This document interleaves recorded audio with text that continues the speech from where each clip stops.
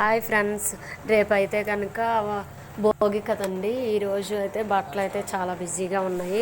అలాగని మనకు ఫ్యామిలీ ఉంది కదండి, పిల్లలకి వండి పెట్టాలి తప్పదు.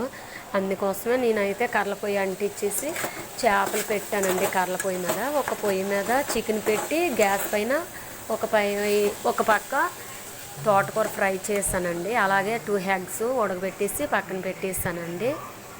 పాలు కూడా మరగపెట్టానండి. పిల్లలు ఉన్నారు కదా, మా బాబు అయితే హాస్టల్లో వచ్చాడండి. హాస్టల్ నుంచి ఈ ఉండే 10 రోజులైనా వారం రోజులైనా సరే కొంచెం నీట్గా చూసుకోవాలి కదండి. అక్కడ ఏం తింటున్నాడో మనం ఏం చూడట్లేదు కదండి. అదే ఫ్రెండ్స్ ఈరోజు అలా మళ్ళీ ఆ వంట అయ్యగానే మళ్ళీ మిషన్ ఎక్కాలండి. పండగనేక ఇంకా ఆడవాళ్ళకి ఇంకా తప్పిద్ది ఏంటండి, మనకి ప్రతిదీ ఇంకా ఇంటి పని వంట పని ప్రతిదీ చేయడమే అండి. ఇంకా హ్యాండ్ వర్క్ చేయడానికి అయితే బ్లౌజెస్ అండి చాలా ఉన్నాయండి. ఇక్కడైతే మాది